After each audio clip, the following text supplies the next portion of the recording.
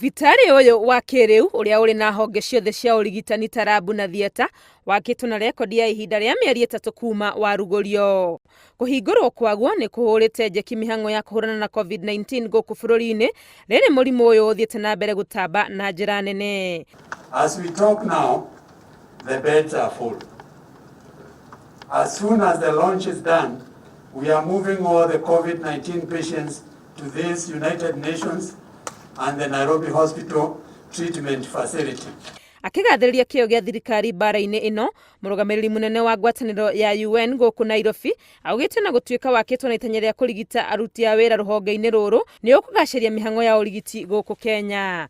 This 100-bed facility with 15 ICU, 45 HDU and 100-bed ward is intended to reduce the burden of caring for COVID patients, UN personnel and partners on the Kenya healthcare system.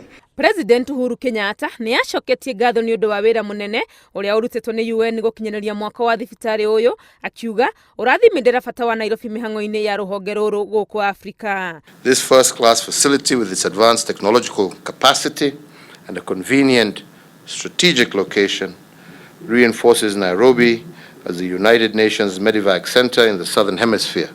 Thibitarĩ ũyũ ũrugũrĩtio rĩrĩ marũrũ ma mũrimũ wa COVID-19 maroneka magĩcaca gwakĩa, ikuũ cia arĩa mahotetwo nĩ mũrimũ ũyũ ikiongerereka na andũ angĩ 25. Arĩa monekanĩte na virus cia mũrimũ ũyũ nao nĩ mahingĩte andũ 68,000 na 193 thutha wa arwaru 1,470 kuonekana mathaa-inĩ 24 mahĩtũku. Mũrigo wa arwaru arĩa marĩ thibitarĩ-inĩ ũrũgamĩrĩire andũ 1,368 rĩrĩ angĩ 5,726 marĩ mĩciĩ-inĩ. Arwaru 54 marĩ hatĩka-inĩ, 32 makĩheo ũteithio wa kũhuhia na macini marĩ ICU. We have a serious problem of COVID-19 in Kenya. Beds are now full. People cannot access oxygen. Andũ 791 kuma mathibitarĩ-inĩ na mĩciĩ-inĩ nĩo manĩrĩirwo kũhona na kũhingia arĩa matoretie virus ĩno 44,000 na 872.